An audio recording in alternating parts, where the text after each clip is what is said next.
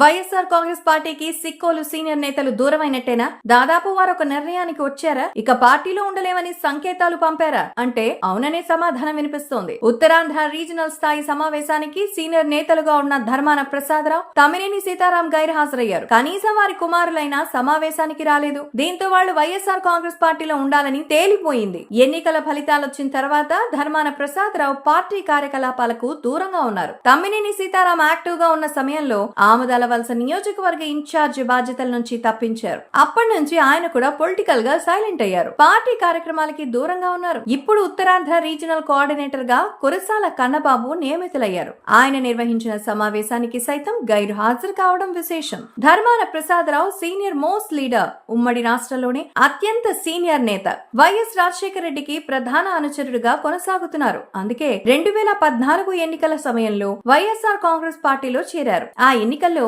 Srikakulam assembly స్థానానికి పోటీ చేసి ఓడిపోయారు. అయినా సరే అప్పట్లో వైఎస్ఆర్ కాంగ్రెస్ పార్టీలో చాలా యాక్టివ్ గా పనిచేశారు. పార్టీ బలోపేతానికి కృషి చేస్తూ వచ్చారు. 2019 ఎన్నికల్లో రెండోసారి వైఎస్ఆర్ కాంగ్రెస్ పార్టీ తరపున పోటీ చేసి గెలిచారు. పార్టీ అధికారంలోకి రావడంతో మంత్రి పదవి దక్కుతుందని భావించారు. కానీ జగన్మోహన్ రెడ్డి షాక్ ఇచ్చారు. మనస్తాపానికి గురయ్యారు. తొలి 3 ఏళ్లు పెద్దగా యాక్టివ్ గా లేరు. మంత్రి పదవి ఇచ్చినా పెద్దగా సంతృప్తి చెందలేదు. ఈ ఎన్నికల్లో ఓడిపోయేసరికి వైఎస్ఆర్ కాంగ్రెస్ పార్టీకి దూరం అయ్యారు. దాదాపు ఆ పార్టీతో తెగదెంపులు చేసుకునేదాకా పరిస్థితి వచ్చింది. తమ్మినేని సీతారాం తెలుగుదేశం పార్టీలో సుదీర్ఘ కాలం పనిచేశారు. మధ్యలో ప్రజారాజ్యం పార్టీలో చేరిన ఆయన తిరిగి టీడీపీ గూటికే చేరారు. కానీ ఎక్కువ రోజులు ఉండలేకపోయారు. వైఎస్ఆర్ కాంగ్రెస్ పార్టీ ఆవిర్భావంతో ఆ పార్టీలో చేరారు. 2014 ఎన్నికల్లో ఆముదాల వలస నియోజకవర్గం నుంచి పోటీ చేశారు. కానీ ఓటమి ఎదురైంది. 2019లో రెండోసారి ఆ పార్టీ తరపున పోటీ చేసి గెలిచారు. మంత్రి పదవి ఆశించారు. కానీ జగన్మోహన్ రెడ్డి స్పీకర్ పదవిచ్చి గౌరవించారు. అయితే ఈ ఎన్నికల్లో తన బదులు తన కుమారుడికి ఛాన్స్ ఇవ్వాలని తమ్మినేని సీతారాం కోరారు. కానీ జగన్ మాత్రం తమ్మినేని సీట్ ఇచ్చారు. తమ్మినేని ఓడిపోవడంతో